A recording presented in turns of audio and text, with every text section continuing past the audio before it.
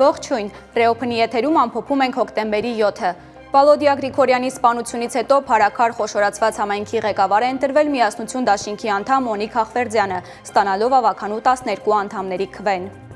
Երկրորդ նախագահ Ռոբերտ Քոչարյանը ընտրված լրատվամիջոցների ներկայացուցիչների հետ հանդիպմանը հայտարարել է, որ Վաշինգտոնում Հայաստանը ստացել է 0 օգուտ եւ միայն խնդիրներ։ Շահել են Միացյալ Նահանգները եւ Ադրբեջանը։ Ասել է, որ մասնակցելու է գալիք ընտրություններին, Փաշինյանի հետ չի բանավիճելու, տոքսիկ դրությունից խուսափելու համար։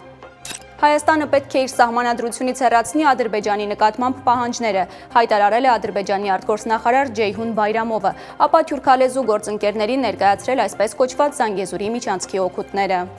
44-օրյա պատերազմում անհետ կորածի հորեղբայր Արսեն Ղուկասյանը կալանավորվել է 1 ամսով։ Պատճառը օրեր առաջ Պաշտպանության նախարարության շենքի մոտ անցկացված ակցիան է, որի ժամանակ քաշքշուկ էր սկսվել ռազմական ոստիկանների եւ անհետ կորածների հարազատների միջև։ Հայտարարագիրը չլրացնելու համար անձը պատասխանատվություն չի կրի։ Նոր նախագծով այն կարող է լրացվել ինքնաշխատ, եթե ֆիզիկական անձը չունի Պեկին հասանելի ֆինանսական շարժից բացի այլ գործարքներ։